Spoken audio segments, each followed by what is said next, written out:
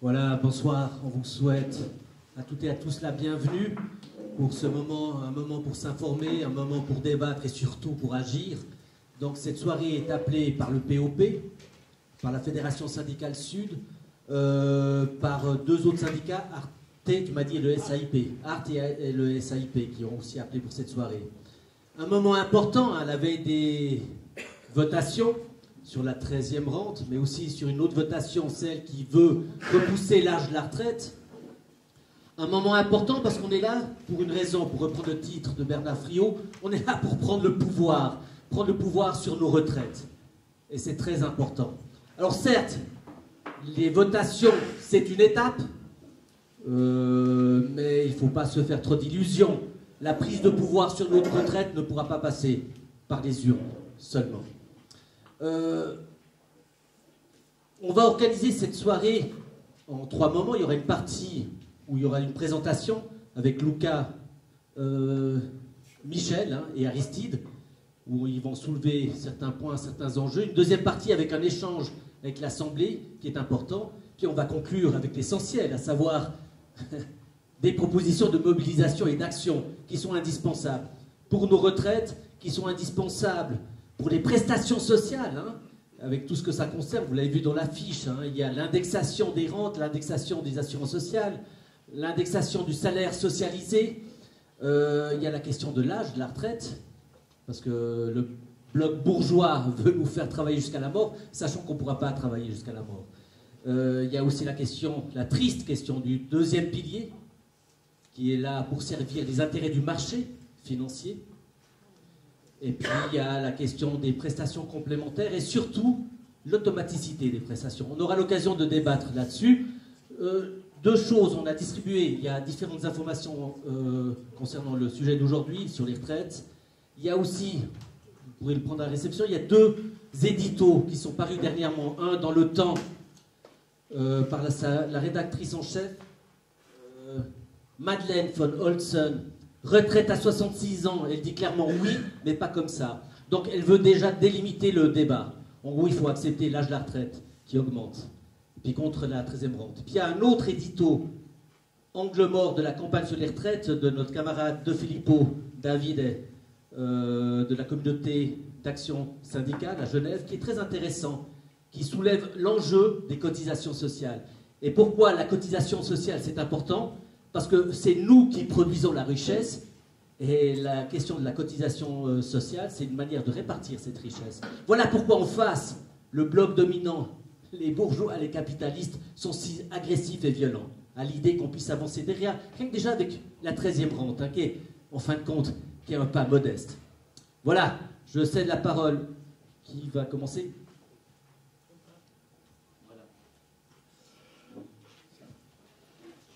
Bon, je crois que je vais rester assis.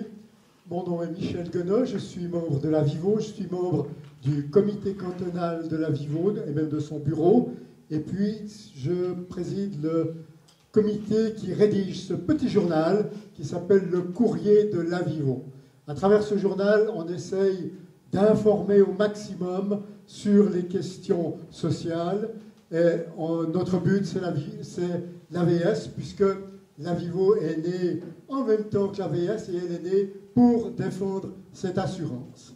Alors, j'aimerais commencer par vous poser une question. À votre avis, pourquoi l'AVS tient le coup? Pourquoi l'AVS est-elle solide? Eh bien, si l'AVS est si solide, c'est qu'elle reflète l'évolution économique et sociale en Suisse.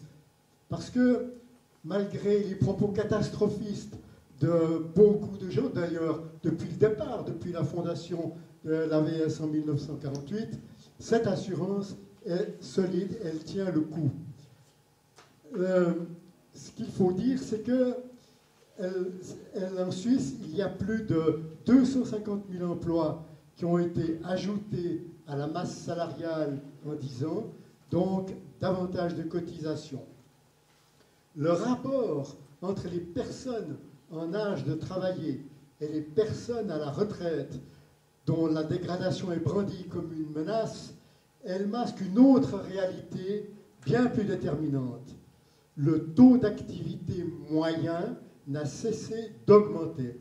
Autrement dit, la population suisse de 18 à 65 ans travaille davantage que par le passé, principalement parce que les femmes sont plus nombreuses à exercer un emploi rémunéré. Et si les inégalités envers les femmes dans l'emploi tombaient, les recettes de l'AVS seraient encore plus élevées. En raison des augmentations de salaire, les recettes de l'AVS augmentent malgré des taux de cotisation inchangés depuis très longtemps. L'AVS amortit automatiquement depuis 75 ans les coûts induits par une société vieillissante. Je vous donne quelques chiffres. En 1975, il y avait 2 800 000 actifs plein emploi, avec un salaire moyen plein temps ramené à 2014 de 66 000 francs, et avec une cotisation de 8,4%, les recettes de l'AVS étaient de près de 14 milliards.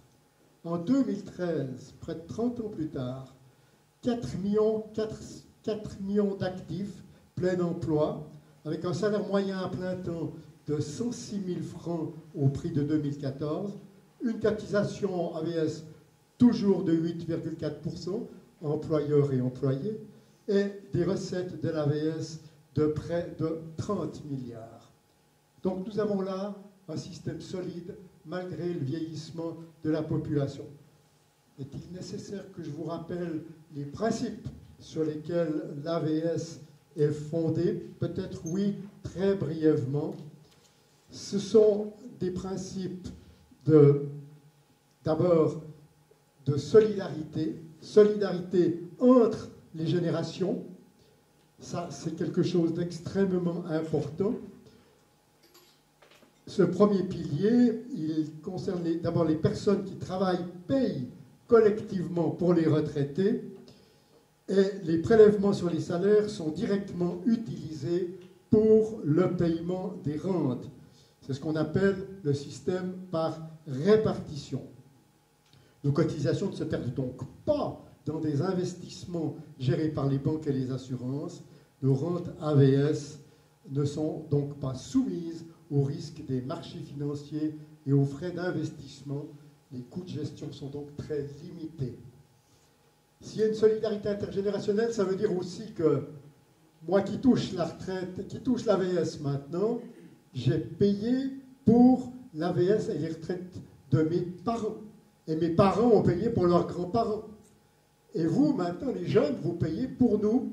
Et vous toucherez plus tard quelque chose que vos enfants ou les générations qui viendront paieront. C'est ça le système de l'AVS, c'est ça la solidarité entre les générations. Et puis, il y a aussi une solidarité entre les hauts et les faibles revenus. Chacun cotise au même taux sur son salaire. Les rentes sont plafonnées.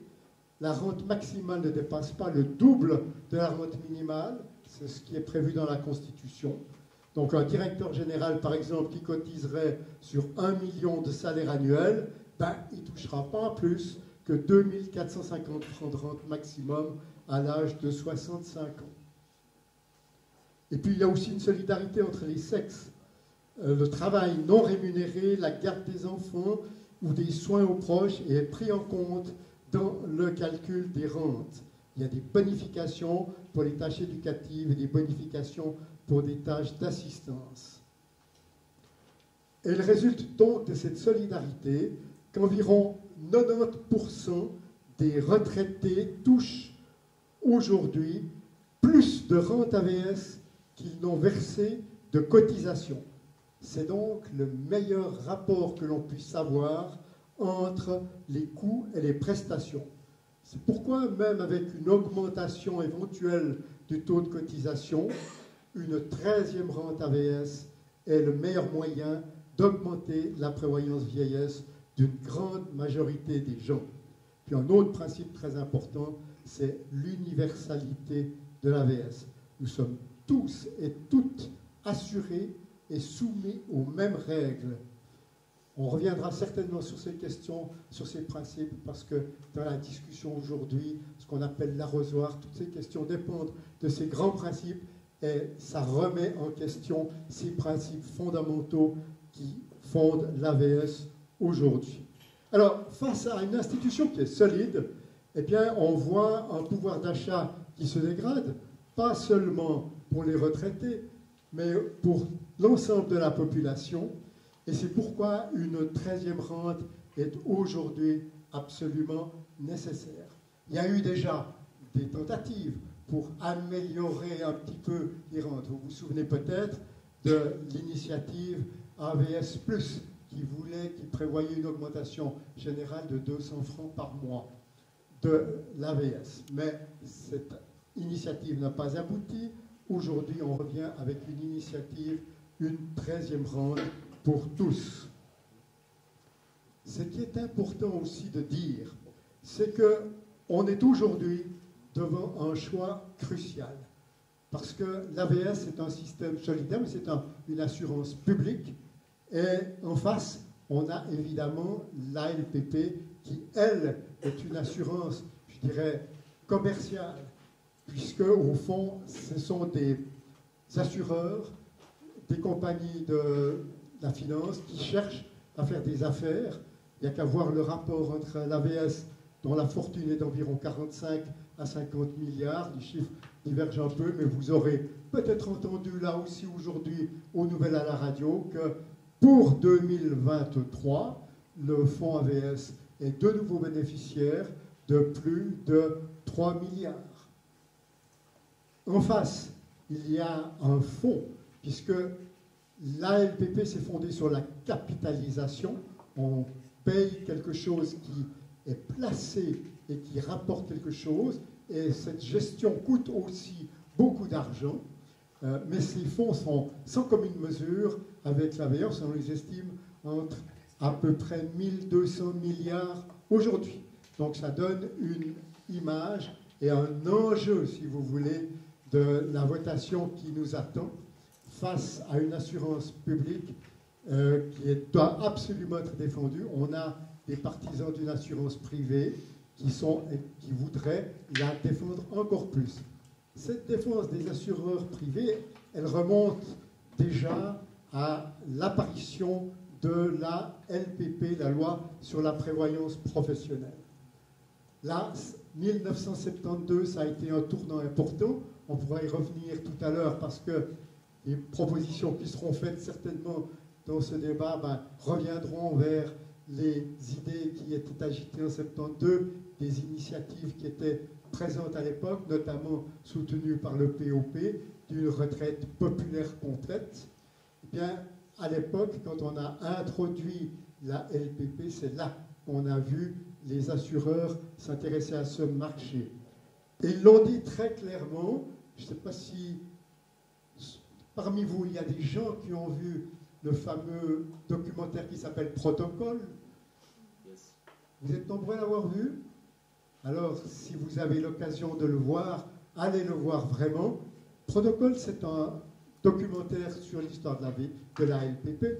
Mais ce qui est extrêmement intéressant en Protocole, c'est que c'est un document qui a été exhumé dans les archives d'une assurance et qui explique tout à fait bien ce que les assureurs, ce que la droite a imaginé pour ne pas défendre l'AVS, pour la maintenir à un taux extrêmement bas, à éviter de la développer. Je vous donne juste ce que ces assureurs ont voulu.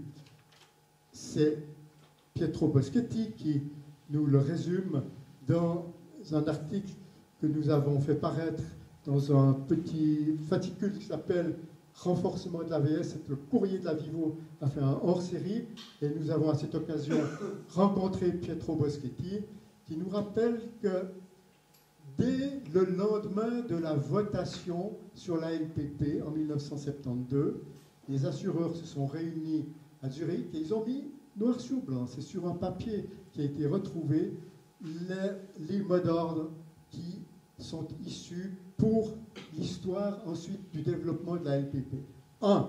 aucune concession aux revendications de la gauche. 2. Obtenir une surveillance étatique réduite au minimum. 3. S'opposer à tout mécanisme de répartition, ce que l'avant-projet de loi envisageait plus ou moins pour le financement des générations d'entrée dans le deuxième pilier obligatoire, ainsi que pour la compensation du renchérissement. Ces 3 objectifs sont cités dans le protocole. Alors, aujourd'hui, on est à un moment bascule aussi, puisque cette année, en 2024, on vote sur la 13e rente qui veut renforcer l'AVS. Ça n'est plus arrivé depuis pratiquement l'entrée en vigueur de la LPP. On n'a plus de forte augmentation de l'AVS, ce qu'on avait connu les 20 premières années de l'histoire de l'AVS, mais on a au contraire eu un développement de la LPP et des premiers, deuxième et troisième piliers. La votation sur la 13e rente, c'est le renforcement du premier pilier. Et puis, derrière, on aura une votation cette année encore sur un référendum contre la baisse du taux de conversion de la LPP. C'est toute la LPP qui est remise en cause parce que la LPP, elle va très mal, parce que les fonds qui sont placés, ils n'ont pas autant de rendement que ce qui était prévu. Ils en ont eu pendant pas mal d'années, puis tout d'un coup, ça diminue fortement. On s'aperçoit que quand c'est soumis à des banques, à du monde financier, ça prend l'eau parfois.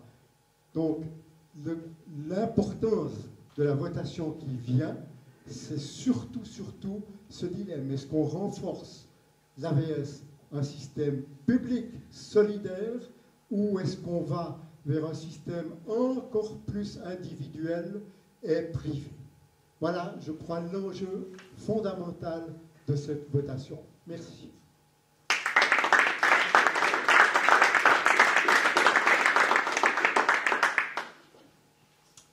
Merci beaucoup Michel d'avoir exposé si brillamment les avantages de l'AVS et qui, je dirais, dégage la voie à Aristide et à moi pour parler de manière plus générale du système de retraite et de ce qu'on voudrait pour nos retraites. Alors, pour nous, c'était absolument central d'organiser une soirée comme celle-ci sur la question des retraites, en vue de la votation, évidemment, sur la 13e rente et la hausse de l'âge de la retraite, mais pas seulement, parce que pour nous, la question des retraites est un enjeu central dans notre agenda politique. C'est un élément central, déjà parce qu'il est pour nous aussi un des résultats les plus clairs de la situation de la lutte des classes dans le pays. C'est-à-dire, est-ce qu'on a un système justement basé largement sur l'AVS, donc sur des systèmes de solidarité, d'universalité, où tout le monde est assuré, où les riches cotisent pour les pauvres, ou est-ce qu'on s'oriente sur un système par capitalisation qui va frapper durement les travailleurs et les travailleuses et qui va exclure surtout de son dispositif aussi un nombre important de travailleurs et surtout de travailleuses? La retraite, c'est évidemment ce moment où on a le temps de faire ce qu'on a envie au niveau de nos loisirs, au niveau d'activités sportives, culturelles, politiques, syndicales. Et c'est surtout un grand élan de liberté qui nous arrive au moment de la retraite. Aussi, comme je viens de dire, pour le temps qu'on vient de dégager, mais surtout aussi parce que la retraite, c'est le moment où, comme dit Friot justement, on se libère du contrôle capitaliste sur le travail. Et donc, vous n'avez qu'à voir sur l'échelle d'une vie, même d'une journée ou d'une semaine, le temps qu'on passe au travail, et c'est quelque chose évidemment d'absolument central sur nos vies. Donc se libérer du contrôle capitaliste de notre travail, c'est un élan de liberté aussi sur notre vie de manière plus large. Donc avant de se lancer sur le vif du sujet qui nous occupe ce soir, donc aussi la votation sur la 13e rente, je vais effectivement revenir un peu en arrière et refaire un peu un bref historique pour savoir pourquoi est-ce qu'on en est là aujourd'hui. Comme Michel l'a dit, effectivement, en 1948, l'AVS est introduite, mais dire aussi que ces revendications de l'AVS viennent aussi du mouvement de la grève générale de 1918. c'était un élément et une revendication centrale du mouvement de la grève générale de 1918. Et aujourd'hui encore, c'est une... Alors on peut débattre là-dessus, mais je m'avance pour dire que c'est une des grandes conquêtes que le mouvement ouvrier de ce pays a pu faire pour la majorité sociale de ce pays. Donc après cette création de l'AVS vient direct, dès les années 60, l'élaboration progressive de la doctrine des trois piliers. Il fallait élargir notre système de retraite, les besoins augmentaient de plus en plus, et donc on assiste dès les années 60 à cette question des trois piliers qui vient de manière de plus en plus récurrente, évidemment mise à l'agenda par le grand patronat de ce pays et les assureurs.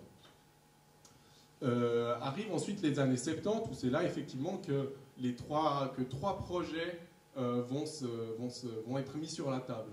Le premier, le plus significatif, c'est l'initiative du Parti du Travail BOP pour une retraite populaire. C'est une initiative qui demandait que le système de retraite soit largement basé sur le système de l'AVS, qui garantisse un minimum à tous les retraités de ce pays, mais aussi qui limitait le pouvoir et la place des caisses de pension dans le système de retraite. Quelques mois après, et même toujours un petit peu après, il y a une deuxième initiative, celle du Parti socialiste, qui allait moins loin que celle du Parti du Travail BOP, mais demandait aussi l'élargissement du dispositif de l'AVS et une certaine limite sur le pouvoir des caisses de pension.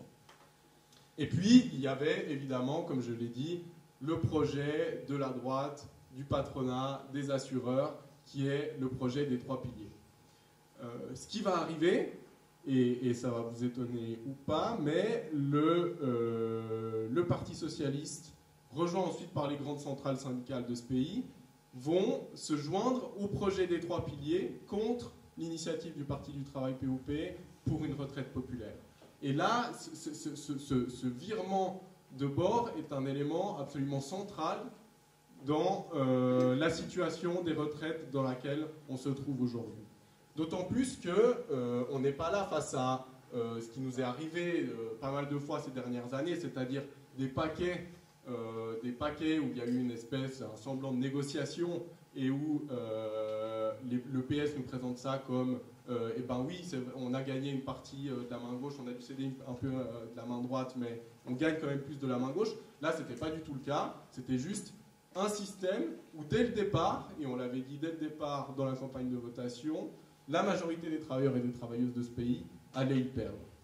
Et d'autant plus que c'est un système, et on l'avait aussi dit à l'époque, et c'est évidemment ce qui s'est passé, qui allait exclure de son dispositif déjà un bon nombre de travailleurs, mais surtout de travailleuses, donc de gens qui n'ont pas la possibilité de cotiser au deuxième pilier. Cet élément aussi il est important parce qu'on fonde notre système de retraite sur trois piliers, mais sur ces trois piliers, il y en a déjà deux, dont une partie des travailleuses de ce pays qui ont le moins de revenus n'y ont pas accès.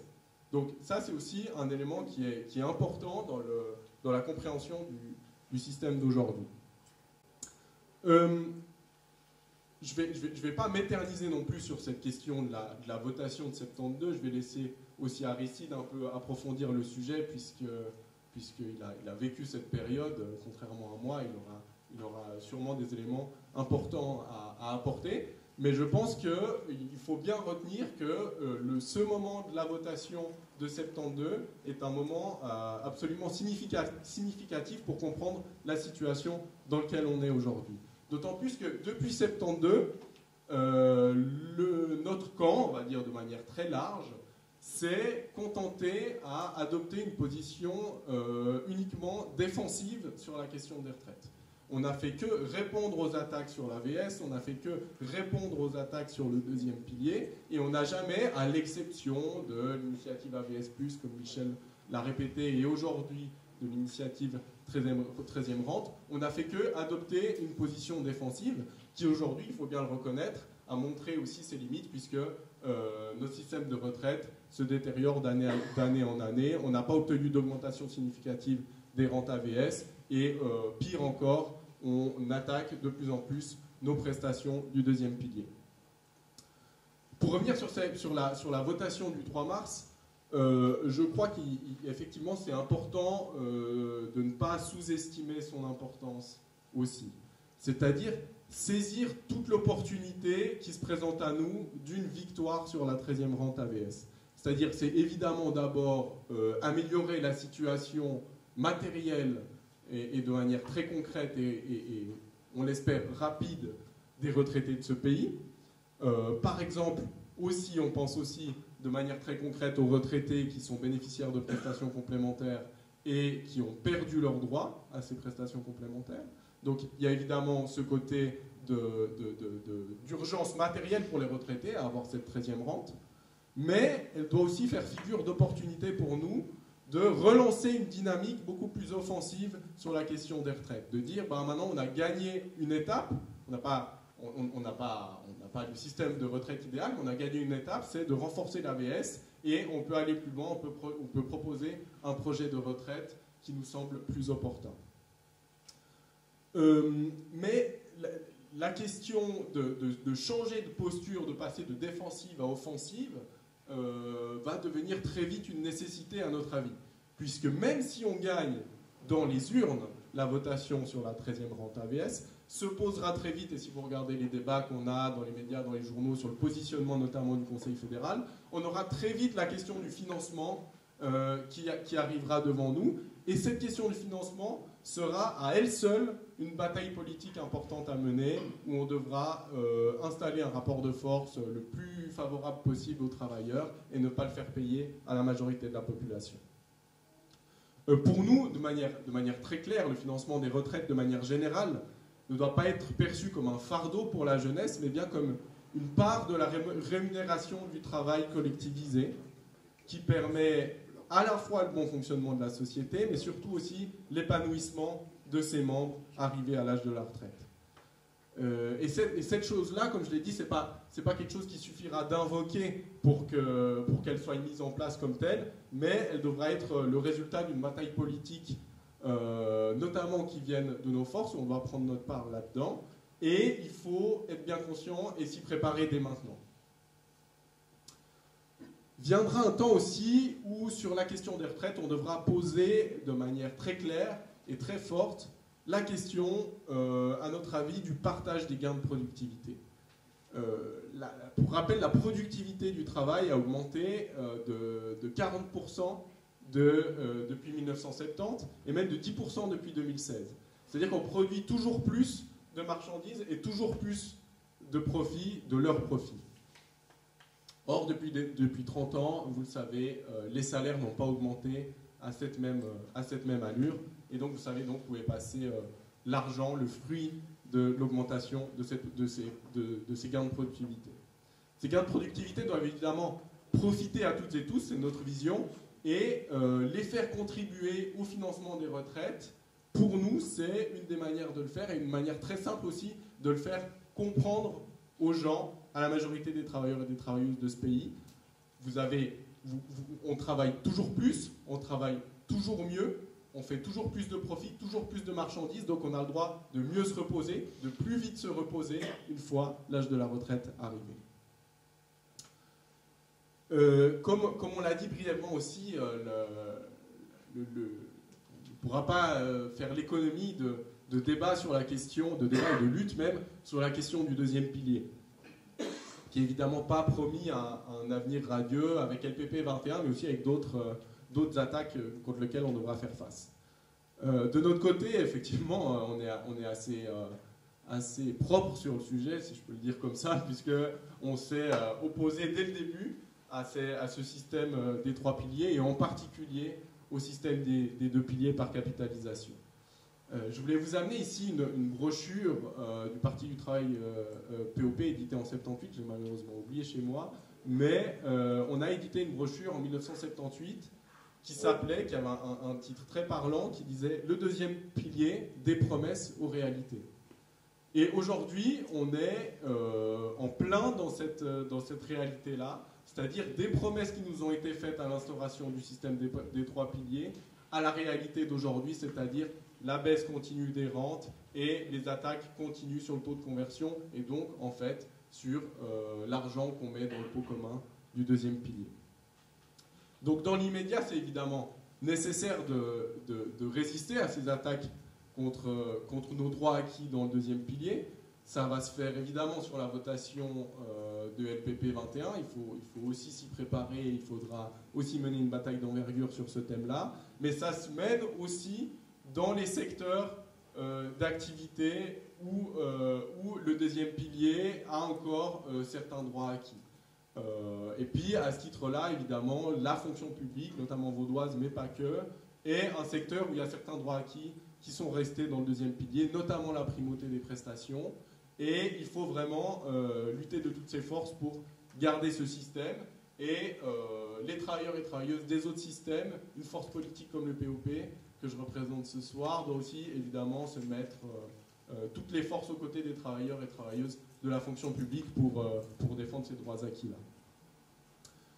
Plus largement, de notre côté, on s'opposera évidemment à toute proposition ou à toute mesure dans un paquet ou autre qui contiendra des augmentations de cotisations au deuxième pilier. Parce que pour nous, chaque franc qu'on met dans le deuxième pilier, c'est un franc qui est mis dans la capitalisation plutôt que dans la répartition. Et chaque mesure qu'on vote d'augmentation des cotisations au deuxième pilier, eh ben c'est aussi quelque part le fait qu'on consent à son système et qu'on s'y est intégré, alors qu'il faudrait le réformer et l'intégrer dans l'AVS. En réalité, et en résumé, c'est aussi, si on augmente les cotisations au deuxième pilier, de l'argent qu'on consent faire passer, en résumé, du camp du travail au camp du capital.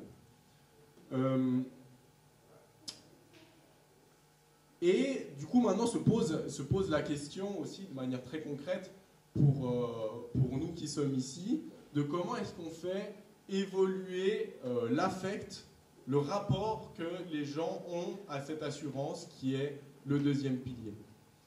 Alors il y a évidemment la question du rendement que nous apporte, pour utiliser leur terme, le rendement que nous apporte le deuxième pilier à nous personnellement en termes de rente, de voir qu'est-ce qu'on cotise pour quel gain à la retraite et quels risques et quelles attaques qu'on nous mène. Donc ça c'est évidemment une question qu'on doit poser en premier et de manière très claire. Mais il faut à notre avis aussi poser la question de la place du deuxième pilier, de manière des caisses de pension pour le dire comme ça, dans notre économie. Aujourd'hui, la hausse constante des loyers, à avoir maintenant des loyers complètement exorbitants, eh ben, les caisses de pension n'y sont pas étrangères. Les caisses de pension aujourd'hui ont un parc immobilier qui est absolument hallucinant dans ce pays. Ils ont des centaines de milliers d'appartements dans ce pays. Et les augmentations de loyers que vous avez de votre voisine, de membres de votre famille, de vos amis, dans vos quartiers, eh ben, elles viennent aussi de la politique des trois piliers et des caisses de pension. Plus largement aussi, c'est aussi des caisses de pension qui investissent dans des marchés comme l'alimentaire, comme l'électricité, qui prennent des parts dans ces sociétés d'électricité ou de grande distribution, qui vont ensuite augmenter les prix de manière massive et mener la vie dure à la majorité sociale de ce pays.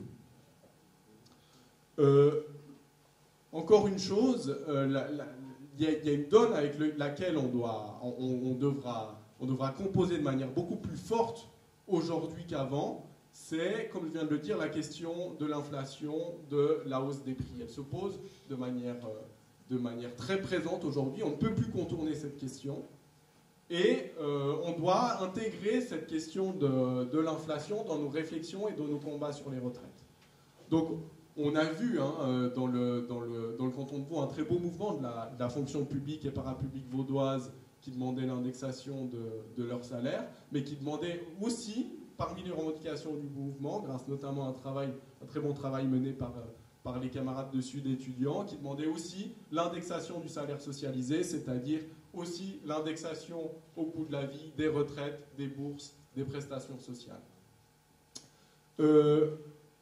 Je pense que du coup cet élément de l'indexation sera absolument déterminant dans les futures réformes des retraites qu'on voudra nous imposer et aussi dans l'offensive qu'on voudra mener sur ce sujet. Et je pense qu'il faut évidemment revendiquer l'indexation des rentes AVS, LPP et les prestations complémentaires au coût de la vie, mais aussi sur la base d'un nouvel indicateur. un indicateur qui prenne réellement en compte l'inflation réelle que l'on vit au quotidien. Donc aussi un indicateur qui prend en compte l'augmentation des primes maladie. On sait qu'aujourd'hui, ce n'est pas le cas. Et cette question de l'indicateur, cet élément précis d'un nouvel indicateur qui collerait vraiment à la réalité de l'augmentation des prix que vit la majorité sociale de ce pays, ça nous paraît un élément tout à fait intéressant dans lequel on pourrait construire une unité des étudiants, des travailleurs, des retraités, bref, du bloc populaire, comme l'aime dire le camarade Aristide. Donc la question que devra aussi, la question qu'on devra se poser dans la discussion qui va suivre nos interventions, c'est les axes principaux que devrait constituer un nouveau projet pour les retraites que nos forces seraient capables d'amener et de construire. À notre avis, il y a 3 axes qui peuvent être amenés, on en discutera après, mais il y a évidemment la question de l'intégration du deuxième pilier dans l'AVS. Comme je l'ai dit, on ne coupera pas à avoir des propositions franches sur l'existence même du deuxième pilier. Il y a, comme je viens de dire, la question de l'indexation des rentes AVS, LPP, PC sur la base d'un nouvel indicateur. Et il faut aussi, à notre avis, poser dans notre projet un montant minimum de retraite avec lequel les gens doivent pouvoir vivre et s'épanouir une fois la retraite arrivée. Je ne vais pas lancer un chiffre maintenant au bol sur lequel on devrait mettre dans un futur projet, mais on doit pouvoir poser un chiffre sur lequel travailler et sur lequel aborder les gens pour dire le minimum pour vivre, à notre avis, ça doit être celui-ci et on veut y arriver de telle ou telle manière. Le défi qui nous attend, et il est donc celui-là, et puis on a commencé à y travailler avec la soirée de ce soir, c'est de pouvoir construire partout où l'on peut ce projet-là, d'abord de manière théorique et politique, et ensuite de le construire sur le terrain, puisque nous sommes des forces ici présentes de transformation sociale, donc on ne se limite pas à invoquer des mesures, mais on veut aussi installer le rapport de force pour pouvoir les imposer, donc de devoir construire ce mouvement, un mouvement populaire, offensif, combatif, qui peut proposer ce projet. Et ce mouvement, il sera à construire évidemment sur les lieux de travail, sur les lieux de formation, dans les quartiers, bref, dans tous les lieux de la vie quotidienne. J'espère que vous y êtes prêts, c'est le grand défi qui nous attend. Je vous remercie pour votre attention. Je vais m'arrêter là pour le moment.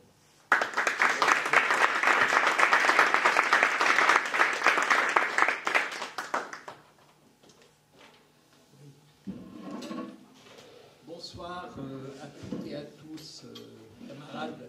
Ça fait plaisir de se rencontrer et ça fait plaisir de savoir qu'on va pouvoir parler de choses fondamentales. Et quand on parle de choses fondamentales, on n'évite pas un détour par le souvenir et l'histoire qui est la nôtre et qui nous a forgés, nous qui sommes ici, quel que soit notre âge, notre passé, notre parcours.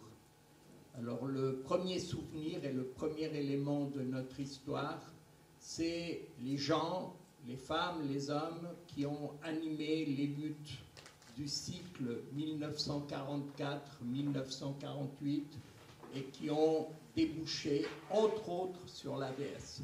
Ces militantes et ces militants, des camarades comme le communiste Léo Leuve qui a reconstruit le syndicat de la chimie et du textile, les camarades du bâtiment de la FOBB avec Tronchet qui à cette époque n'avait pas encore totalement mal tourné, tous ces camarades nous ont légué des luttes sur lesquelles se sont assises, je veux dire, les bases même de cette avancée qu'est l'AVS. Il ne faut jamais l'oublier, nous ne venons pas de rien, contrairement à ce que nous disent les bourgeois et un certain nombre de politiciens toujours pressés par l'actualité. Nous venons de quelque chose, des combats qui ne sont pas oubliés, qui ne doivent pas être oubliés, qui doivent être intégrés à notre culture. Le deuxième souvenir, c'est l'audace des 3 blocs qui ont porté l'initiative pour une sécurité sociale de retraite, c'est-à-dire l'initiative des camarades du Parti du Travail en 1972.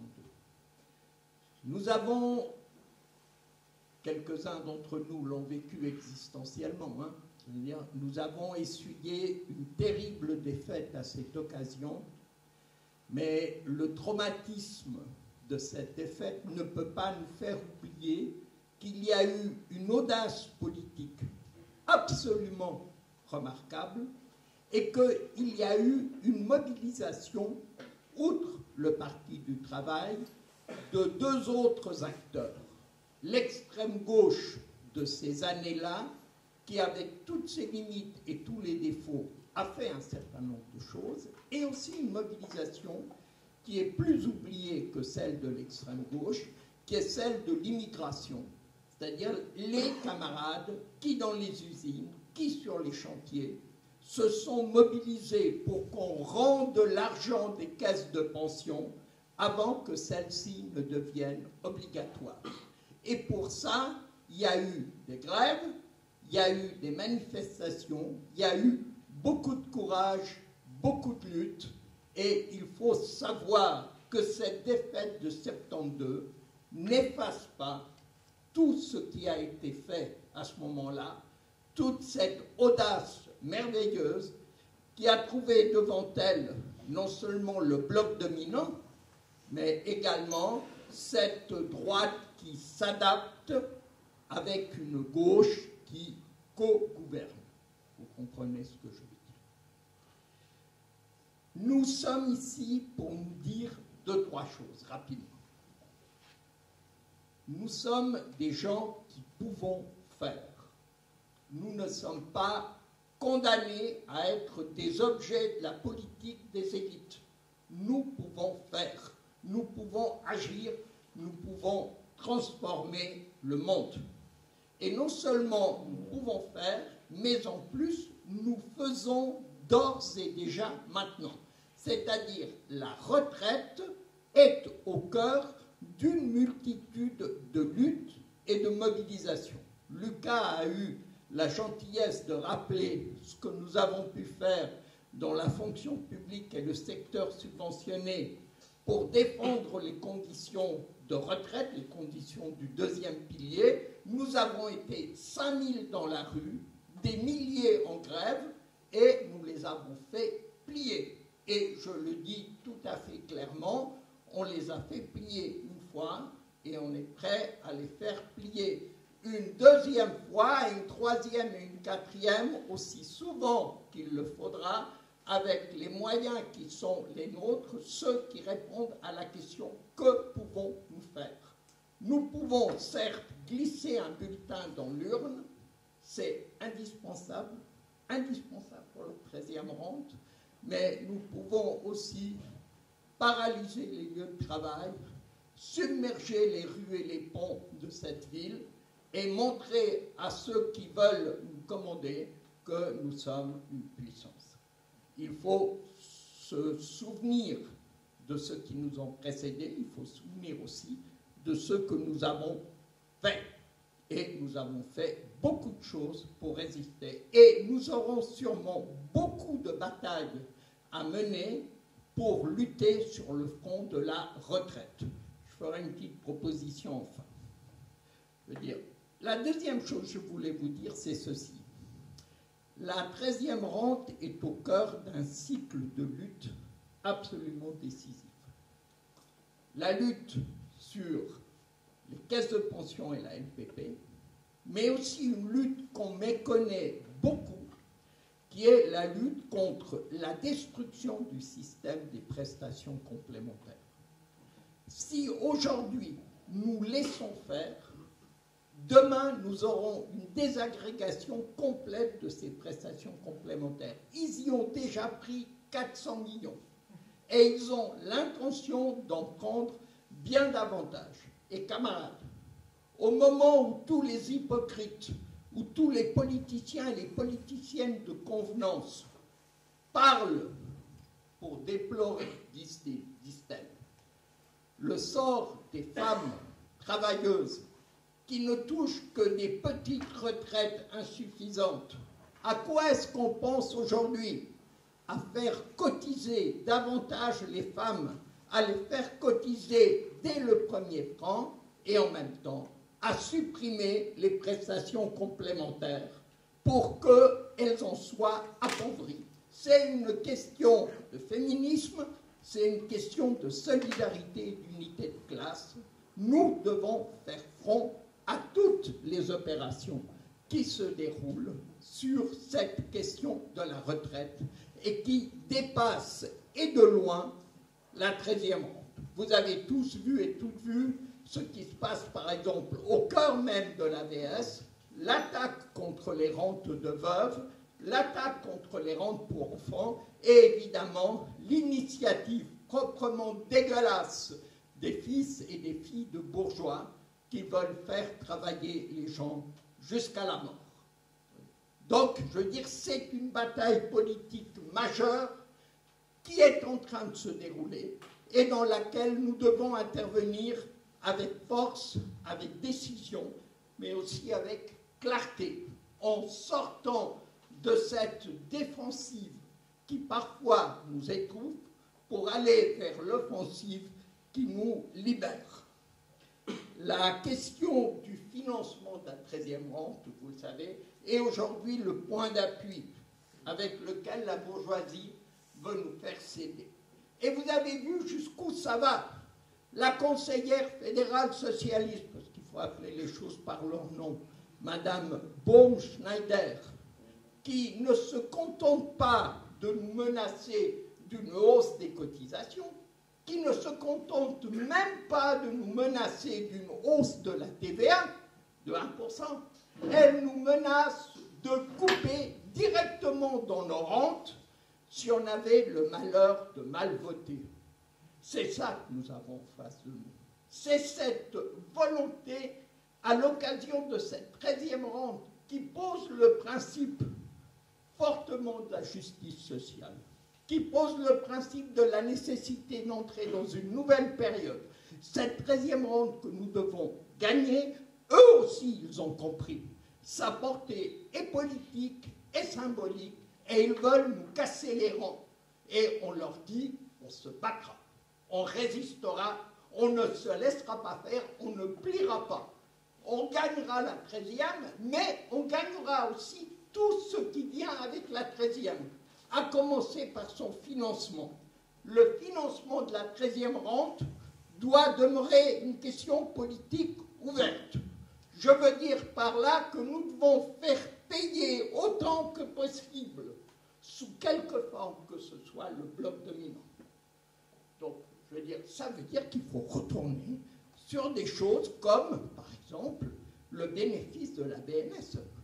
À un moment donné, la BNS fait des pertes et tout le monde dit c'est fini hein, de vouloir demander une contribution sur les bénéfices de la BNS. Pardon. Les bénéfices reviennent et notre volonté de les faire payer, elle est intacte. Nous devons choisir ce terrain de comment ça se finance la 13e rente pour continuer l'offensive politique que nous menons et que nous avons posée avec cette votation que nous allons peut-être gagner, peut-être, on verra, mais si on la gagne, il faut poursuivre le combat politique et une partie du combat politique, c'est le combat du financement de cette 13e. Camarades, bon, des fois on est réaliste. Moi, quand j'étais jeune, j'étais à un âge assez intransigeant, à 18 ans, il y avait des choses que je refusais. Après, les années ont passé, un vieux copain qui est mort maintenant, avec l'initiative Suisse sans armée, nous avons un peu bouleversé nos positions. Nous avons accepté qu'il y avait des occasions politiques qu'il fallait saisir. La 13e est une occasion politique qu'il faut saisir. Mais la 13e, la votation, soyez-en sûrs, dites-le autour de vous, préparez-vous à agir.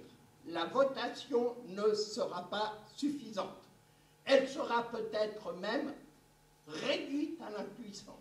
Comme on le voit avec des choses comme l'initiative sur le soin infirmier ou l'initiative sur l'interdiction de la publicité du tabac pour les enfants et les jeunes, je veux dire, nous avons beau gagner une échéance en démocratie semi-directe, ils ont le contrôle de l'institutionnalité politique.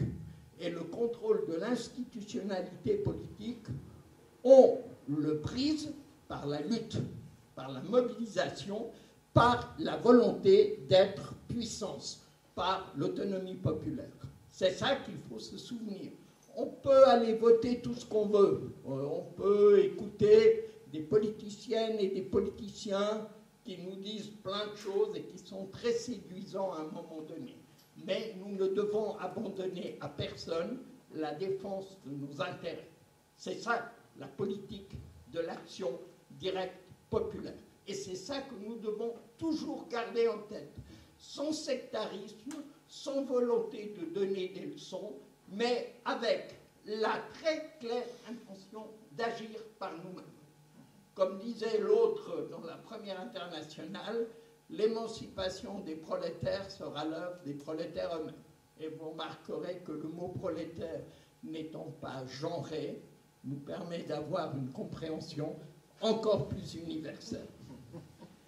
La dernière chose, camarades, si nous avons plein de luttes, pour nous autres, dans la fonction publique, la prochaine lutte, par exemple, sera la caisse de pension. Ils arrivent pour nous coller 2 ans de boulot de plus avant qu'on puisse toucher la retraite. Eh bien, je veux dire, nous allons nous mobiliser.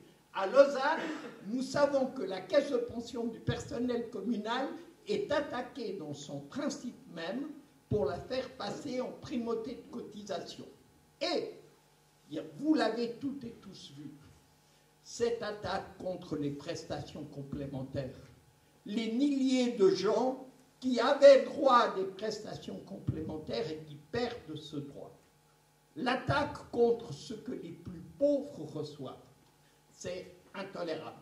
Et nous devons créer une situation politique où ce problème soit compris, en tout cas d'une partie de la base populaire, et que nous puissions commencer à sortir de l'impuissance devant l'arrogance de celles et ceux qui nous dominent pour commencer à faire quelque chose et changer la situation. Nous devons revenir sur les prestations complémentaires et bloquer leur désagrégation, comme nous devons revenir avec courage, avec décision et avec imagination sur l'injustice énorme qui a été faite aux femmes, à nos sœurs, à nos filles, à nos camarades, aux travailleuses, pour les forcer à travailler jusqu'à 65 ans. Cette partie n'est pas fermée. Nous continuerons la lutte, nous rouvrirons ce dossier par la force de la mobilisation, de l'intervention, au début peut-être modeste, des organisations politiques, syndicales, associatives qui veulent combattre, mais cette affaire doit être ouverte. Et la dernière des choses, avant qu'on passe au débat, parce que la vérité est là et pas ici, c'est une vérité limitée, quoi. La dernière des choses, c'est juste une idée. Nous devons commencer, même si ça apparaît très difficile et très lointain, à faire bouger les choses. Il est clair qu'on ne pourra pas trancher ce qui est en train de se passer sans la destruction du deuxième pilier. Il faut le dire. Il faut le dire. Il faudra prendre le temps qu'il faudra. Il faudra l'expliquer aux camarades. Parce que les gens, évidemment, ils sont attachés à ce qui leur apparaît comme un bout de leur bien. Alors que ce n'est pas leur bien. Alors qu'on les exproprie, alors qu'on les utilise comme chair à canon des placements financiers des puissants. Mais il faudra vraiment qu'on le fasse. Et c'est une lutte longue. On va la gagner, mais c'est une lutte longue. Enfin, vous la gagnerez. déjà pris. Mais il y en a une autre. Elle est courte, elle est immédiate. Dans notre canton, des milliers de gens ont perdu le droit aux prestations complémentaires. Dans notre canton, des milliers de gens ne touchent pas les prestations complémentaires alors qu'elles y auraient légalement droit. La lutte pour revenir sur ces pertes et pour introduire l'automaticité des prestations, alors que l'État sait très bien quel est le revenu de gens, ce qu'ils gagnent, je veux dire, ce avec quoi ils vivent, hein, et qu'on laisse les gens exprès parcourir des chemins bureaucratiques, des obstacles, des humiliations. Il faut en finir avec ça. Le mot d'ordre pour en finir avec ça, c'est l'automaticité des prestations pour toutes et tous.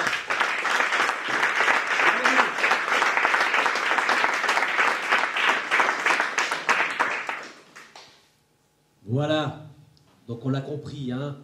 Gagner la 13e rente et son financement, c'est déjà un bout de prise de pouvoir. Maintenant, je vous propose d'intervenir, de poser des questions, de débattre sur ce qui a été dit. Et puis, dans un troisième temps, on viendra avec les propositions et les actions qui sont indispensables. Oui. Vas-y. Olivier Briot. J'ai 58 ans. Je suis à la retraite. J'ai profité du deuxième pilier. Ça m'a permis... Excusez-moi. Ça m'a permis à un moment donné d'avoir des fonds propres pour acheter une maison. Et maintenant, je suis logé bien meilleur marché que si j'étais en location. Alors voilà.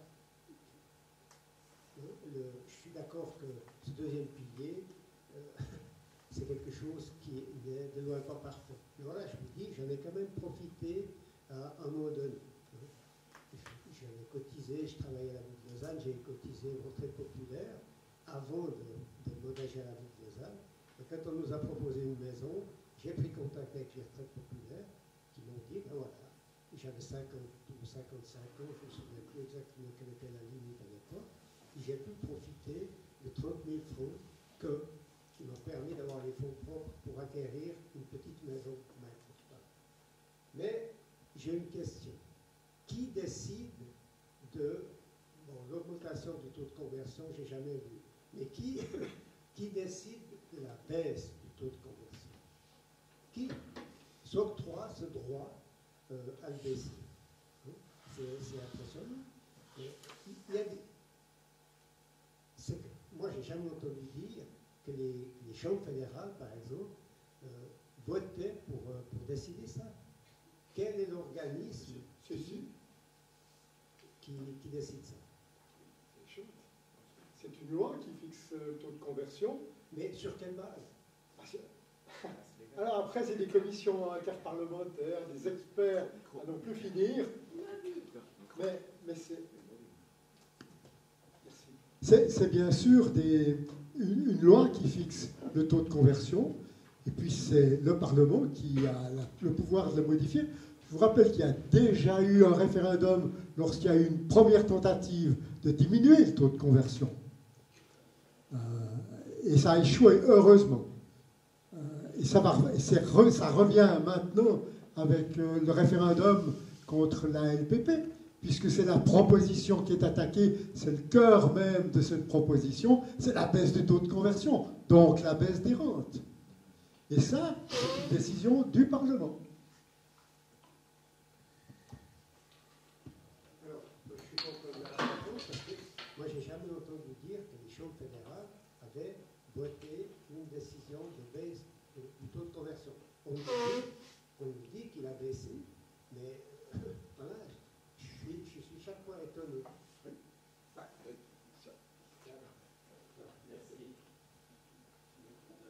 Attends, continue. Oui.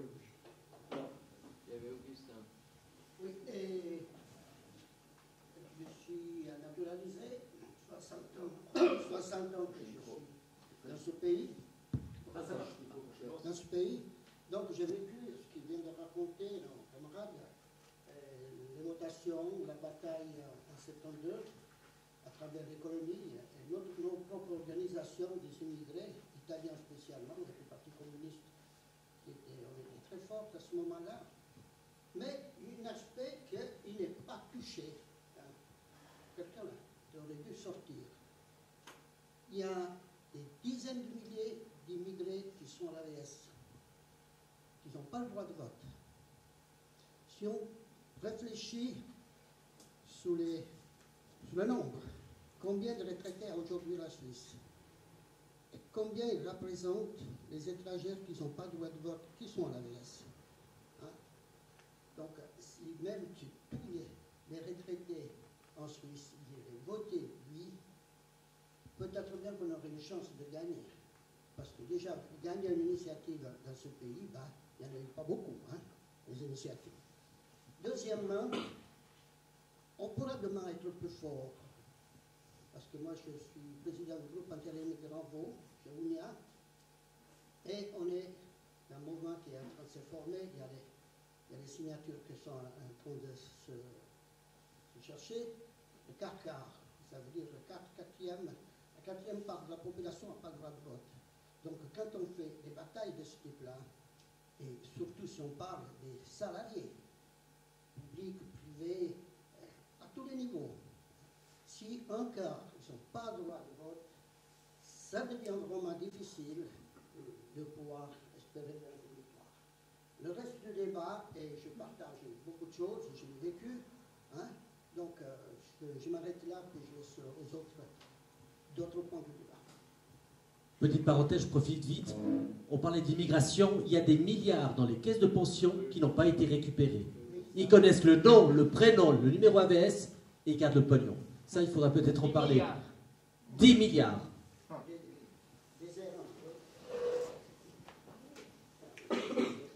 Bonsoir, chers camarades. Merci aux intervenants pour ces brillantes interventions.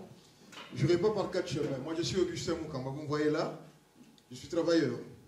Je suis migrant d'une autre catégorie. C'est-à-dire un migrant qui est venu à un certain âge, qui ne contribuera pas les 44 ans. Mais je travaille en Suisse. J'ai besoin de la vie. La question, elle est claire. La question, elle est sociale. C'est la question de la vie et du survie face au coût de la vie qui nous est imposé par la politique capitaliste telle que nous les connaissons. Les amis du PEP me savent, je suis un homme de coup sur coup. Ils viennent avec des argumentaires pour faire peur. Au PEP, nous disons simplement populaire. C'est-à-dire, parmi les arguments qu'ils ont ramenés, ils essayent de faire peur aux jeunes, que c'est sur l'air d'eau que cela va se construire. Ils essayent de faire peur à la population qui aura hausse des impôts. Et moi, l'impôt, d'ailleurs, ça ne me fait pas peur. J'ai toujours cet élément de solidarité nationale, parce que c'est par ces impôts que tout le monde, finalement, peut bénéficier des dérivés de ces pays. Donc, une petite proposition pour nous tous. Moi, je l'ai fait pour les migrants. Je me bats et je sensibilise de coup sur coup de dire que nous devons dire oui à cette 13e rente et qu'on ne puisse pas céder aux mensonges et à la menace, disons, aux menaces même qu'ils nous ont faites, qu'ils nous disent sur, évidemment, c'est l'augmentation des impôts, les jeunes. Aux jeunes, je leur ai dit ceci. Les retraités d'aujourd'hui étaient des jeunes d'hier, et les jeunes d'aujourd'hui seraient les retraités de demain. Je dis.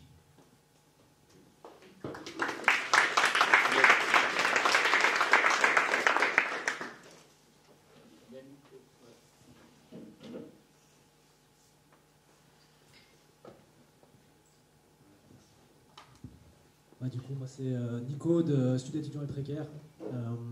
Moi je rejoins complètement ce que disait le camarade. Et puis nous, en tant qu'étudiants, justement, c'est une chose qu'on essaie de réfléchir entre nous. C'est justement de sortir de cette représentation de l'AVS comme d'une solidarité intergénérationnelle.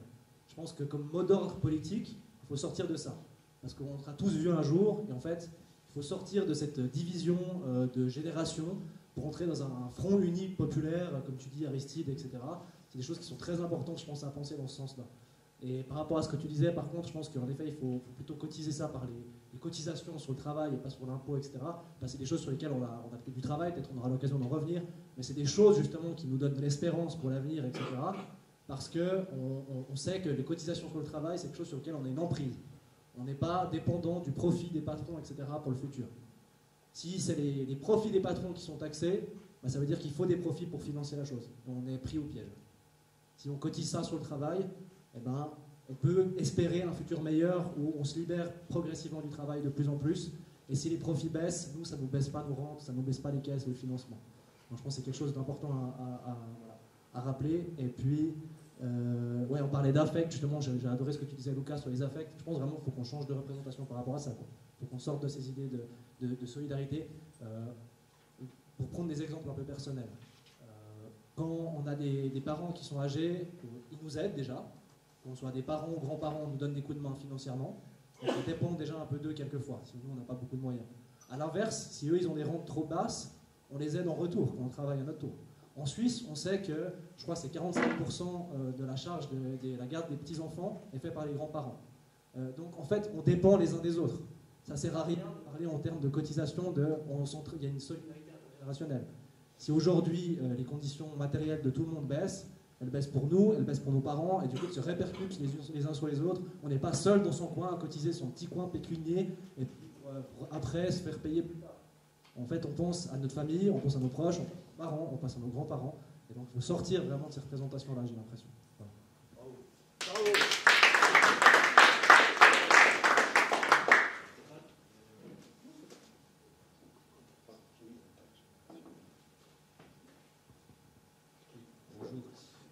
Par rapport à ce qui a été dit tout à l'heure sur le financement, donc, il faut savoir que ce qui est de la caisse de pension de Lausanne ou bien celle de l'administration cantonale vaudoise, ce n'est même pas un processus législatif puisque ce sont entre 6 et 8 personnes qui décident à elles seules de toutes les conditions. Elles ont le pouvoir total sur les 40 000 personnes qui cotisent et les 20 000 qui sont à la retraite. Donc c'est encore pire que ça. Désolé. Et tu nous as plombé. Ah ouais, je suis navré, bon. Bah, ouais. Mais il y a des mecs sympas là-bas. Qui veut encore intervenir, proposer? Le soutien à la question de prestations sociales que les camarades ont exposé ici, l'automaticité, au POP, ils savent, nous avons à un certain moment donné discuté de la question même du paquet de la sécurité sociale qui reste théorique. Je suis témoin comme étant aussi migrant et leader du mouvement associatif des migrants. J'en ai vu des migrants qui ont le droit de bénéficier de ces paquets, de ces éléments de la sécurité sociale, mais à avoir de la manière dont ce paquet est hyper compliqué, il y a de quoi qu'on puisse s'y mettre là-dedans. Et j'en ai vu, entendu de mes propres oreilles, à côté d'un élu ou un employé de l'administration dire que de toutes les façons, ils n'arriveront pas à le faire, il faut les faire marcher.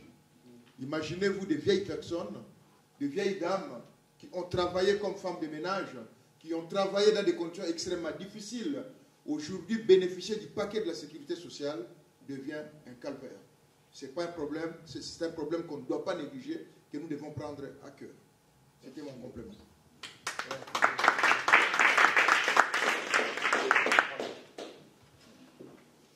Je voulais revenir sur une chose qui me semble très importante, qui est au cœur de la manière dont nous considérons les problèmes et le problème de la justice sociale, notamment. Cette chose extrêmement importante, c'est le droit à l'existence. On ne mendie pas, on ne mégote pas, on ne négocie pas le droit à l'existence. Le peuple a le droit d'exister. Et le peuple, c'est chacune et chacun des personnes qui le composent. Tu parlais des dames qu'on décourage de pouvoir demander un certain nombre d'aides. Nous parlons des gens. Comment est-ce que vous penser que c'est possible que dans un pays qui déborde de thunes partout, on puisse dire, ah ben voilà, il y a des centaines de milliers de gens qui arrivent à la retraite et ne peuvent pas vivre. Vous vous rendez compte de la défaite idéologique au bon sens du terme que cela signifie pour nous? Je veux dire, et très souvent, camarades, on se tait parce qu'on a peur de ne pas être réaliste. Eh bien, moi, je vous dis que nous devons clairement dire les choses comme elles sont. Les gens ont un droit inconditionnel au revenu quand ils arrivent à la retraite, parce qu'on parle de retraite ce soir, mais on pourrait parler de tas de choses. Quand on dit, quand l'Union syndicale dit, grande puissance, 4 500 francs de salaire minimum pour les non-CFC, 5 000 pour les CFC. Quand cela est dit, quand le mouvement des travailleurs pose cette question, cette base, parce que nous avons toutes et tous été d'accord avec ça. Je veux dire, comment est-ce que vous pensez qu'on peut dire aux gens, vous allez à la retraite vivre avec quelque chose qui est en dessous du salaire minimum? Mais de qui on se fout, camarades? De qui on se fout? Nous devons avoir l'audace de ce que nous demandons, parce que ce que nous demandons correspond au cœur même du peuple. Personne ne peut accepter de vivre la dernière période de sa vie quand on glisse doucement vers la fin, dans la misère et dans le manque. Ce n'est pas juste, et c'est d'autant plus injuste qu'on voit que les gens qui sont à la retraite produisent énormément de choses essentielles pour la vie en société. On a parlé de la garde des petits-enfants. 8 milliards que le système s'économise en faisant bosser les grands-parents, les grands-mères, les grands-pères. Je veux dire, et vous savez bien comment fonctionne le système. En faisant bosser des gens en travail gratuit. Les femmes le savent bien. Elles qui exécutent la majorité des tâches sur une base injuste et inégale. Nous devons saisir la question de la retraite pour poser fondamentalement la question de la justice sociale. On ne peut pas vivre dans ce pays à moins de 5 000 balles par mois décemment, en se permettant une pizza, en se permettant un bouquin, en se permettant une séance de cinéma. Et ceux qui disent qu'on vive avec moins, ils nous méprisent, ils nous dominent, ils nous oppriment. Et nous, nous sommes ici, en tant que militantes et militants, pour mener la lutte sociale. Et ça, il faut le dire aussi. C'est beaucoup plus réaliste que les gens ne le pensent. Beaucoup plus réaliste. Et ce sera beaucoup plus vite là. Regardez les paysans à travers toute l'Europe qui descendent avec leurs tracteurs pour dire quelque chose de très simple que les cultivés, les sachants, les experts ne peuvent pas comprendre. C'est « nous ne voulons pas mourir ». C'est ça qu'ils disent, les paysans. Nous ne voulons pas mourir, et pas mourir pour le capital. Eh bien, nous, camarades, c'est la même chose. Merci.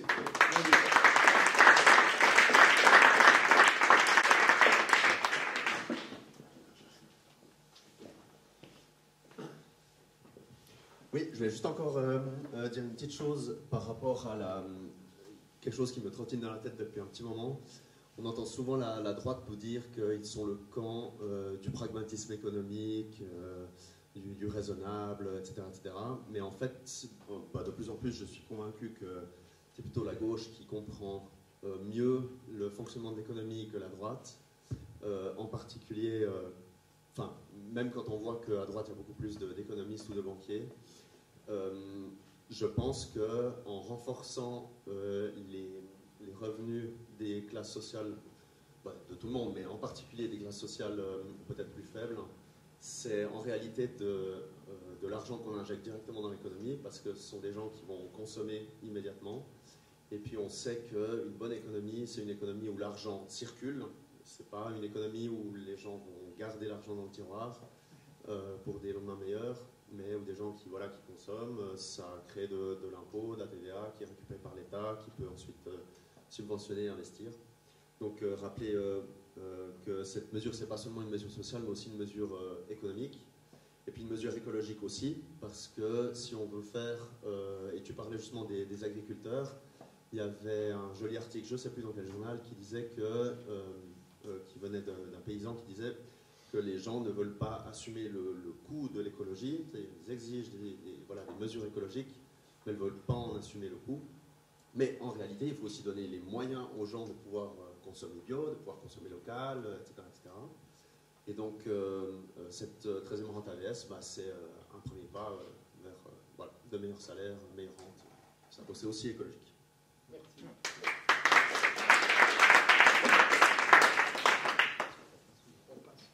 Ouais, on parle. Encore un peut intervenir là-dessus. Oui, oui. D'accord. Bon, je voudrais juste dire 2-3 mots sur les prestations complémentaires.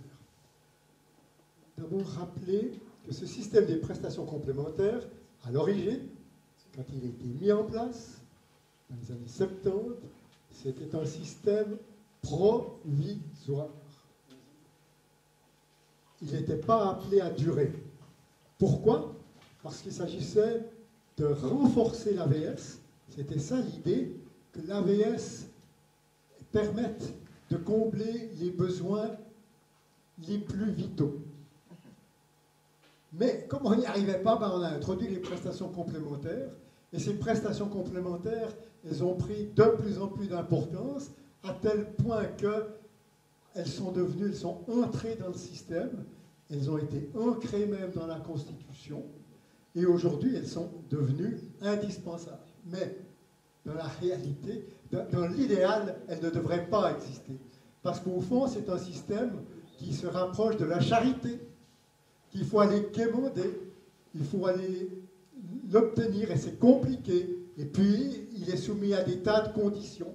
En réalité, ça ne devrait pas exister. C'est le revenu qu'on a épargné qui devrait permettre, à travers l'AVS, à travers une forme de retraite, alors que ce soit la LPP telle qu'elle existe aujourd'hui, ou une forme qu'on imaginera tout à fait différente, mais c'est ça qui devrait assurer que quand on arrive au moment de la retraite, on puisse encore vivre, et vivre dignement. Ça, c'est quelque chose de très important. Autre chose que je voudrais dire, quand la Vivo s'est créée pour défendre l'AVS, en 1948, qui c'est qui étaient des gens qui défendaient cette AVS? Qui étaient les membres de la Vivo?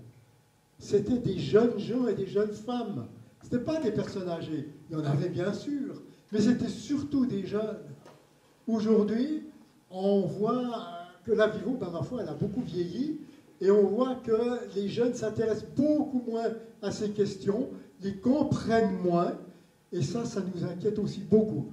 À la Vivo, nous, on voudrait travailler d'abord à faire comprendre ces notions, les principes qui sont à la base de l'AVS, de la LPP, comment est-ce qu'on peut imaginer, à partir de là, quand on comprendra bien le système, on peut le réformer, on peut chercher les meilleures formules, et elles sont très importantes, il faut vraiment creuser les choses, mais il faut aussi être bien informé pour voir où on peut taper, parce qu'effectivement, c'est très difficile, et aujourd'hui, la société a encore beaucoup changé depuis les années 70, elle est devenue beaucoup plus individualiste et on favorise énormément les situations individuelles.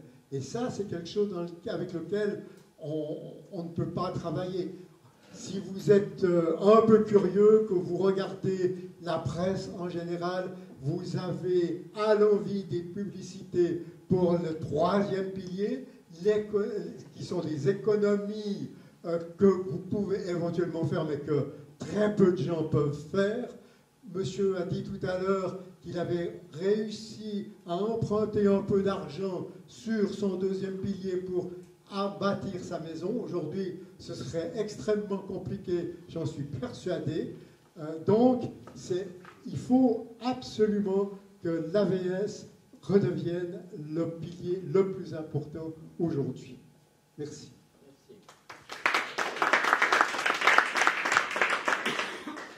Voilà, je vous propose qu'on passe au dernier point, hein, proposition de mobilisation et idée d'action. Donc ce qu'on a retenu, on a parlé du salaire minimum, donc qui implique la rente minimum pour vivre dignement, hein, c'est ce droit à l'existence. On a parlé de l'automaticité de toutes les prestations, hein, c'est le salaire socialisé, que ce soit les subsides à la caisse maladie, les bourses d'études, les prestations complémentaires. Il y a aussi l'indexation qui est indispensable, hein, puisque à l'indice des prix à la consommation, il y a l'indice des coûts à la vie. Tout augmente, les salaires, les loyers, les charges liées au loyer, les caisses maladie, et malheureusement l'IPC n'en tient pas compte. On a aussi soulevé le problème de tous ces fonds déshérence, hein, c'est ces 10 milliards qui sont dans les caisses de pension et qui n'ont pas été distribués aux ayants droit. Et là aussi, il faudra peut-être se poser la question, qu'est-ce qu'on fait de toute cette masse, quoi? Que font-ils de cet argent et comment on peut exiger qu'il soit redistribué aux ayants droit? Et que font-ils aussi des intérêts de ces 10 milliards? Voilà. La parole est ouverte, quoi. Le débat est ouvert.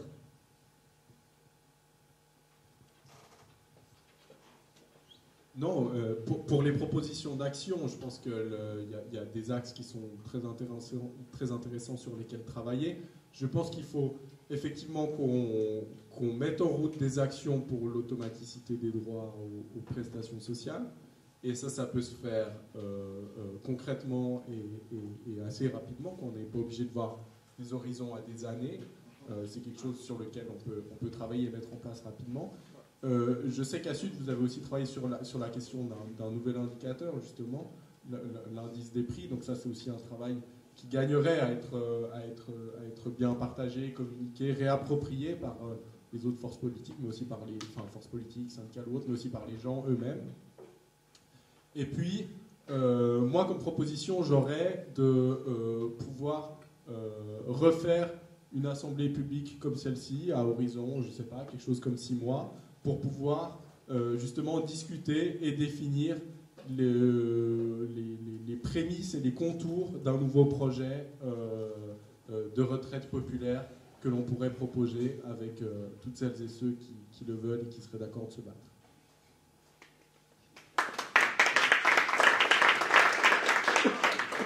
J'ai appris ta proposition d'une nouvelle assemblée, mais je crois ce sera un travail de longue haleine. À la Vivo, on est aussi intéressé par cela. Comme je vous l'ai dit, on a voulu marquer les 75 ans de l'AVS en publiant quelque chose, une petite publication, qui n'est pas une histoire de l'AVS, qui n'est pas un mode d'emploi de l'AVS, mais qui sont des regards croisés sur les retraites. Alors, on a demandé à plein de gens d'écrire quelque chose, comment ils voyaient l'AVS dans l'histoire, puis dans le futur. Mais notre idée aussi, c'est d'avoir peut-être derrière cette publication un espèce de colloque, quelque chose où on puisse réunir des gens qui ont envie de réfléchir ensemble à toutes les possibilités qui existent pour renforcer le système des retraites.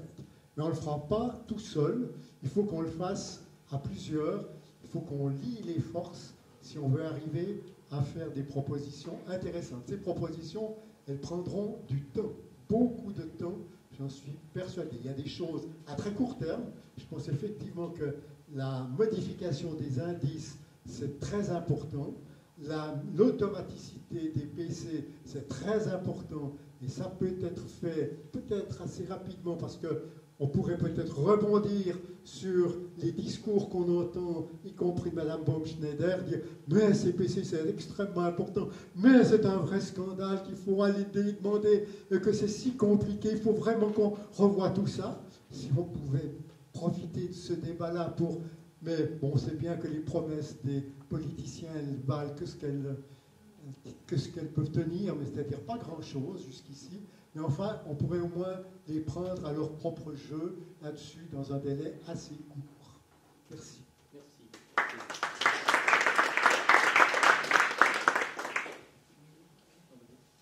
Moi, j'ai encore juste une chose à dire. Excuse-moi. Oui, oui. Bah, vas-y. Je suis Non, mais pour l'enregistrement, parce que, ouais, pour que ta parole reste dans l'histoire, on va parler dans le Pensez aux camarades qui ne sont pas là. Ouais. Je suis 12 fois arrière-grand-père. J'ai ce privilège d'avoir une fille qui a eu 5 enfants, 6 ans, et maintenant ils sont tous en âge de procréer. Mais je sais aussi, quand je cause avec mes petits-enfants et pas les arrières, pour l'instant ils sont encore trop petits, mais c'est vrai que la droite leur fait peur avec le financement de tous nos domaines.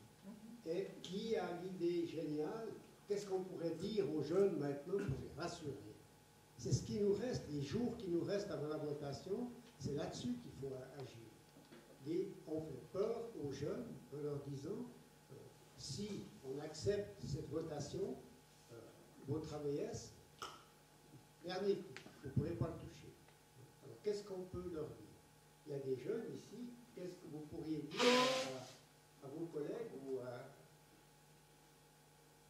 pour les rassurer? Parce que tu frictionnes assez, si la Suisse n'a pas assez de pognon, il faudra aller te chercher où? C'est scandaleux. Ici, de la VNS, c'est un exemple.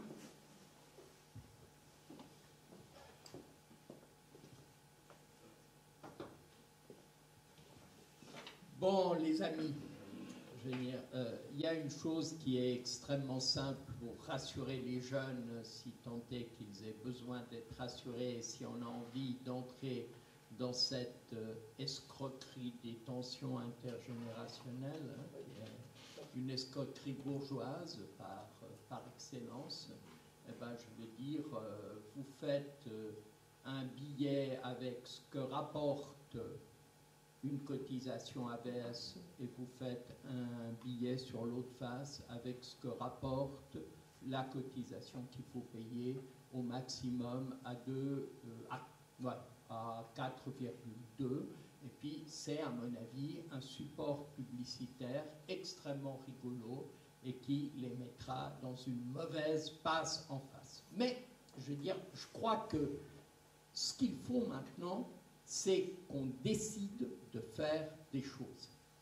Et il y a eu la très bonne proposition de se retrouver dans 6 mois pour parler d'une retraite sur la base de la sécurité sociale unique, généralisée sur la base de la cotisation sociale, parce qu'il va falloir à un moment donné qu'on parle clair, et je crois que le moment est venu de parler clair. Donc ça impliquera de dire qu'est-ce qu'on a comme objectif, mais aussi qu'est-ce qu'on a comme cheminement. Hein, je veux dire, les camarades étudiants ont parlé avec justesse de la lutte qu'ils ont initiée, qu'ils nous ont ouverte et qu'ils en soient remerciés et reconnus, et qu'on a menée tous ensemble pour le salaire socialisé. Je veux dire, c'est un élément qui est clé. Moi, à mon avis, vous savez, dans le monde où on est, où il paraît qu'il y a beaucoup de communication, des réseaux, je ne sais pas, on descend dans la rue, camarades. On descend modestement dans la rue. On a la plage Chaudron, là. À 5h, 6h, il y a plein de travailleuses et de travailleurs qui passent. Et on distribue un petit tract pour expliquer pourquoi on veut l'automaticité des prestations. Pour tout, depuis les bourses et les gens qui ont droit, jusqu'aux prestations complémentaires. Je peux vous assurer que cette modeste action qui est à notre portée, elle sera entendue très haut parmi les élites, parmi ceux qui ont le pouvoir, parce qu'ils diront, ils redescendent dans la rue. Les syndicalistes, les communistes, les vilains et les vilaines, ils redescendent dans la rue. Et nous, on est les vilaines et les vilains et on redescend dans la rue.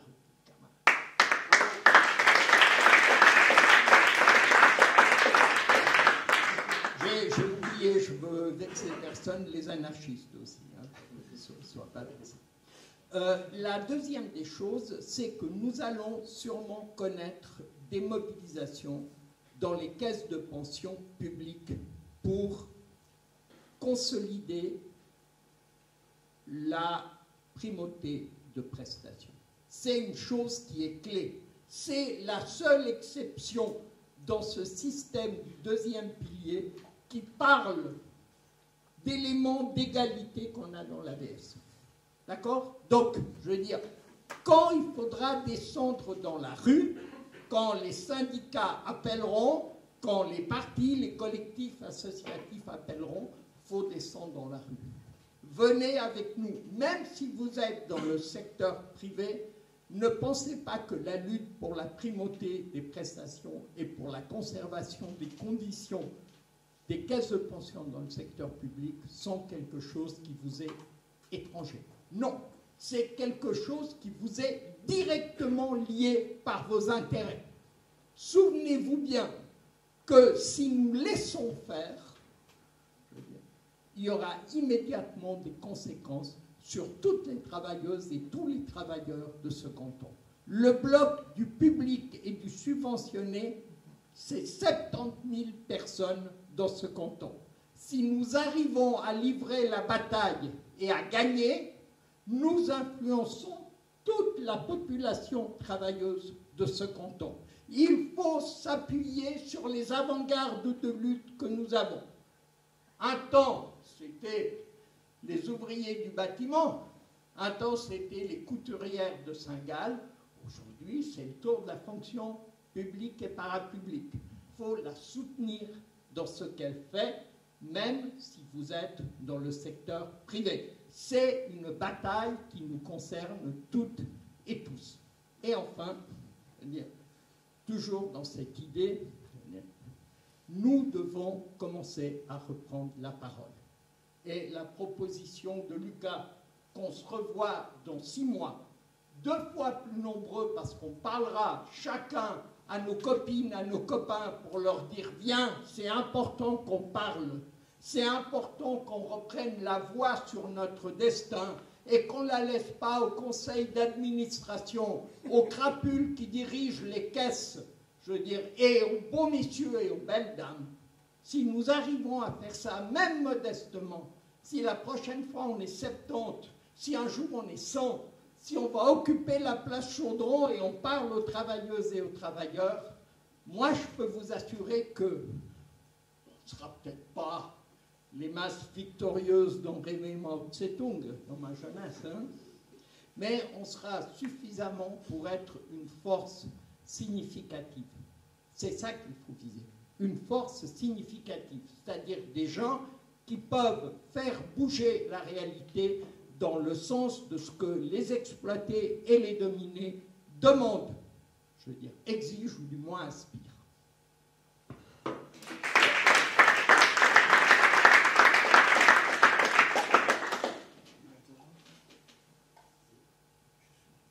Alors, une intervention, puis après on terminera là-dessus. Rapidement, rassurer le jeu. Et puis la proposition de Lucas. Ça pourrait vous faire rire. En Suisse, on vit des choses qui ne disent pas leur nom. On a la chance dans la salle d'avoir quelqu'un qui est 2 fois arrière-grand-parent.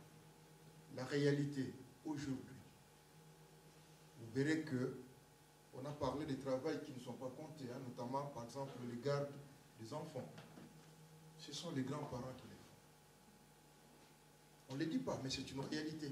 Et si nous devons comptabiliser ça, vous verrez ce que ça représente. Comment rassurer le jeune? Simplement populaire. Dans la salle, je ne sais pas, j'ai entendu l'historique ici, merci en tout cas. Les 48, combien ont été là en 48 pour justement revendiquer cette AVS? Ils ne sont plus là aujourd'hui. Mais les retraités d'aujourd'hui en bénéficient. Donc, la jeunesse a intérêt à s'impliquer dans ces combats, dans cette lutte, parce que les combats d'aujourd'hui, ça serait la vie de la jeunesse demain. Voilà comment est-ce qu'on peut se rassurer.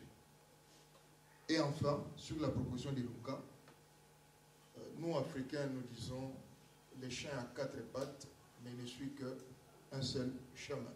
C'est-à-dire qu'il faut aller palier par palier. On veut gagner ensemble.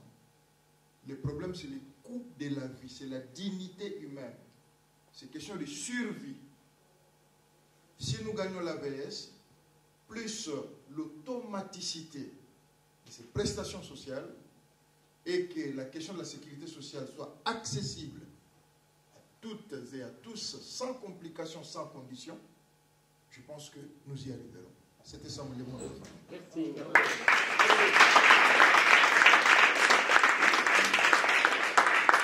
Merci Augustin, je vais conclure cette assemblée si ça vous va.